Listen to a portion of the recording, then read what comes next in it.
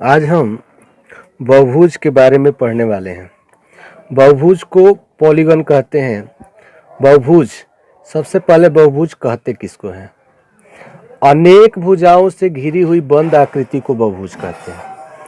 अब यह बंद आकृति है, इसका मतलब कि जो आकृति होनी चाहिए बंद होनी चाहिए। अब एक भुजा लेते हैं, एक भुजा से तो कोई आकृति बंद होगी नहीं। दो भुजा लेते हैं, दो भुजा से भी कोई आकृति बंद नहीं होगी। यानी इससे साबित होता है कि जो सबसे छोटा बहुभुज है वो होता है त्रिभुज, क्योंकि ये एक बंद आकृति होती है। उसके बाद चतुर्भुज, पंचभुज, षष्ठभुज, इसी तरह चलते रहता है। और जो सबसे बड़ा बहुभुज है उसको हम वृत्त कहते हैं। यानी बहुभुज में जो सबसे छोटा बहुभुज होता है वो होता है त्रिभुज।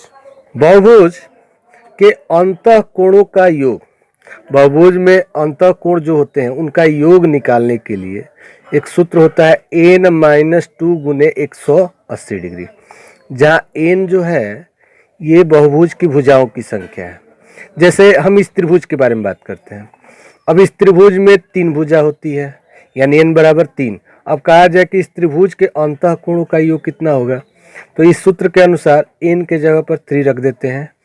3 - 2 × 180, यानी 1 गुने 180 180। अगर चतुर्भुज के बारे में बात करते हैं कि चतुर्भुज भी एक बहुभुज है, इसके अंतःकोणों का योग कितना होता है, तो n के जगह पर 4 रख देंगे, क्योंकि यहाँ भुजाओं की संख्या 4 होती है। तो 4 - 2 गुने 180, यानी 360 डिग्री। और आप पहले से भी जानते हैं कि त्रिभुज के तीनों कोणों का योग 180 डिग्री और चतुर्भुज के चारों कोणों का योग 360 डिग्री।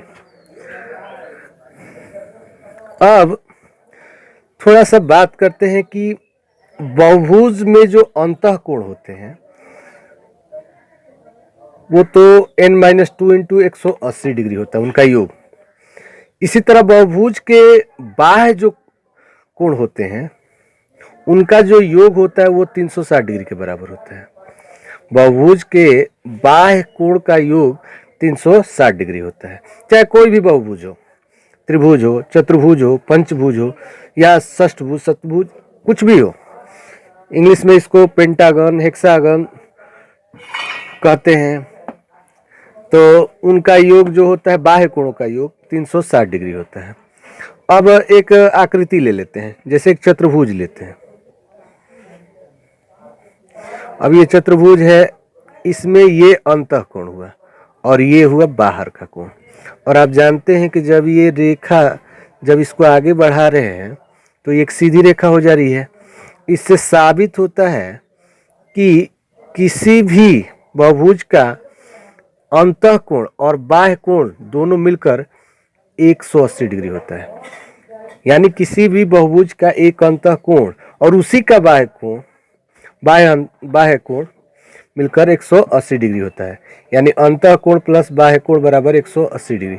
इस तरह का भी सवाल आ जाता है कि दे देगा कि किसी बहुभुज का अंतःकोण दिया है, बाह्य कोण ज्ञात कीजिए, तो सीधे आप 180 में से अंतःकोण को घटा लीजिए। या बाह्य कोण दिया है, अंतःकोण ज्ञात कीजिए, तो सीधे 180 में से बाह्य कोण को घटा लीजिए।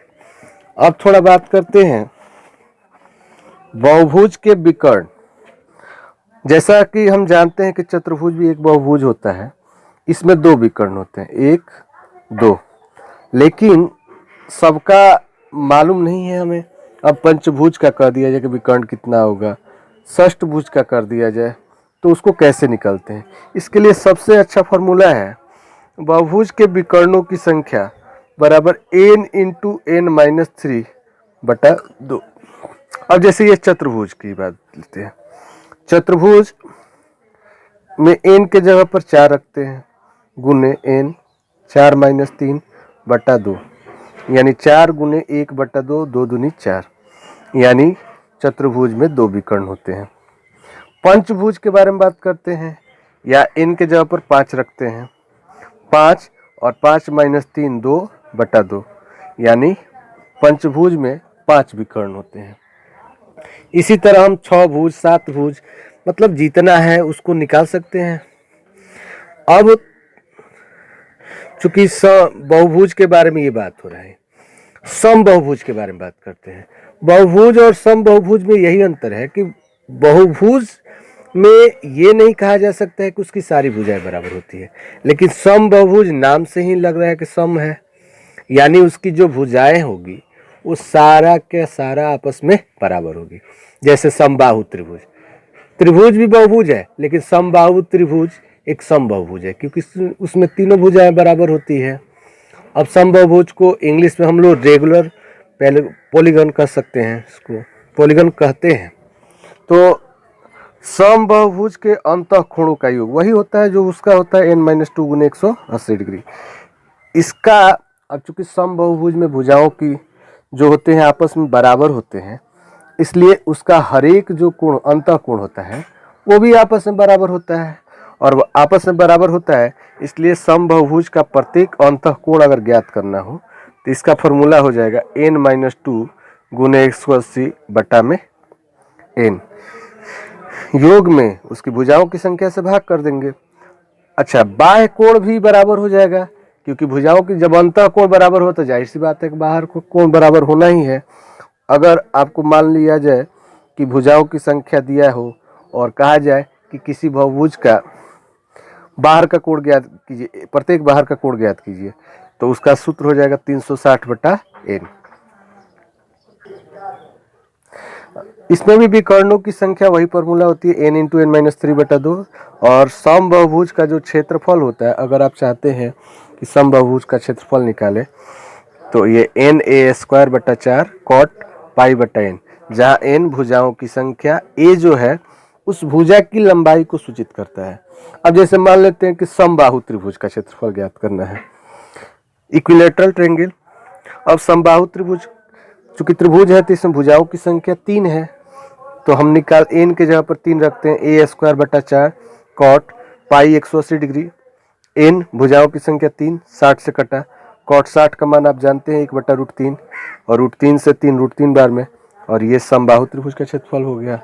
अगर आप वर्ग का निकालना चाहते हैं तो चूंकि वर्ग एक चतुर्भुज होता है, इसमें 4 भुजा होती है, तो n के जगह पर 4 रखते हैं, a² बटा 4 और कॉट 180 बटा 4, 4 कट गया और ये 45 डिग्री और a², और आप जानते हैं कॉट 45 डिग्री का मान 1 होता है, और वर्ग का क्षेत्रफल a² यानी भुजा गुने भुजा। इसी तरह आप पंचभुज, षष्ठभुज किसी का भी निकाल सकते हैं, लेकिन एक बात तय है कि इसमें जो बहुभुज होगा वो समबाहुभुज होगा क्योंकि उसकी भुजाओं की संख्या बराबर होगी। अब इस पर थोड़ा कुछ सवाल बनाया जाए। एक सवाल लिया जाए कि यदि किसी समबाहुभुज में 8 भुजाएं हो तो उसके विकर्ण की संख्या ज्ञात करनी हो तो कैसे ज्ञात करेंगे? चूंकि विकर्णों की संख्या का फॉर्मूला होता है n इंटू n-3 बटा 2। यहाँ n के जगह पर हम 8 रखते हैं, 8 माइनस 3 5 हुआ बटा 2, 2 चौक 8, 4 पचे 20। तो इस तरह ये सवाल बन गया पहला। अगर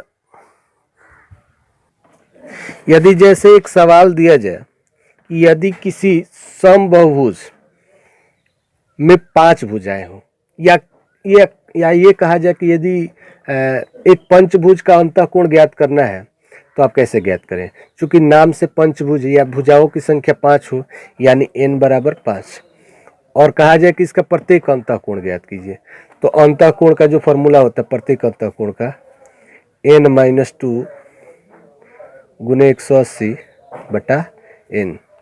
n के जगह पर 5 रखते हैं तो 5 में से 2 गया 3, 180 डिग्री बटा 5, तो 3 यानी 108 डिग्री। अगर उसी में कहा जाए कि उसी पंचभुज का प्रत्येक बाह्य कोण यानी एक्सटीरियर एंगल ज्ञात कीजिए, बहिष्कोण, तो आप जानते हैं कि बाह्य जो कोण होता है और अंतःकोण जो होता है ये दोनों मिलकर 180 डिग्री होता है। तो आप पहले ये सूत्र लिख सकते हैं। वैसे डायरेक्ट 180 में से 108 घटा सकते हैं, लेकिन अगर आपको ठीक से लिखना है तो लिख लीजिए इस तरह, बाह्य कोण प्लस अंतःकोण बराबर 180।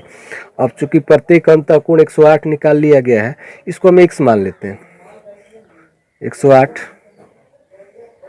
अगर आप चाहे तो बाह्य कोण लिख सकते हैं, लेकिन इतना ना लिखना चाहे तो इतना ही छोड़ दे रहे हैं इसको। 180 माइनस 108 यानी 72 डिग्री। तो इस तरह आप निकाल सकते हैं, या इस डायरेक्ट भी निकाल सकते हैं कि अगर भुजाओं की संख्या 5 हो यानी पंचभुज हो तो उसका प्रत्येक बहिष्कोण कीजिए। तो प्रत्येक जो बहिष्कोण यानी बाह्य कोण जो है, इसका सूत्र लिखवाए हैं 360/n। 360/n कितना है 5, यानी 72 डिग्री। तो आप इस तरह भी निकाल सकते हैं इसको।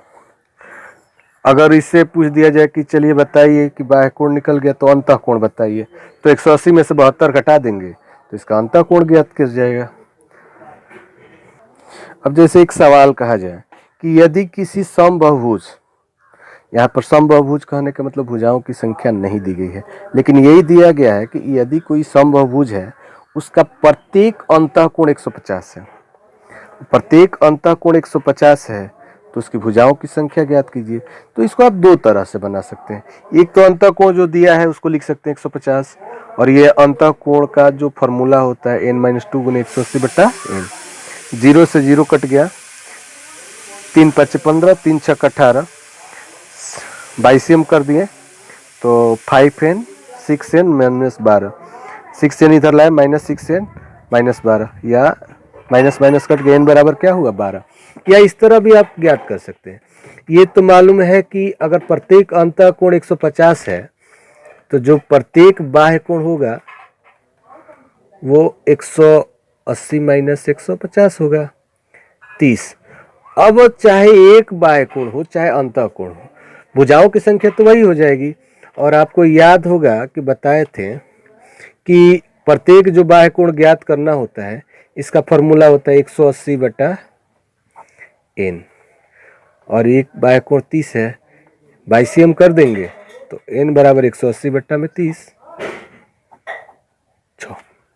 यानी प्रत्येक बाह्य कोण या प्रत्येक भुजाओं की संख्या 6। इस तरह भी निकल। यहाँ पर ये जो बाह्य कोण हुआ 30 डिग्री, क्योंकि सूत्र 360/n होता है, 360 सॉरी 180/n गलती से लिखा गया था, तो 360/30 यानी 12। ठीक, इसलिए ये 12 डिग्री नहीं है, 12 भुजाओं की संख्या है। तो इस प्रकार आप अगर अंतःकोण दिया हो, अगर आप भुजाओं की संख्या है तो दोनों तरह से निकाल सकते हैं, अंतःकोण से भी निकाल सकते हैं और बाह्य कोण से।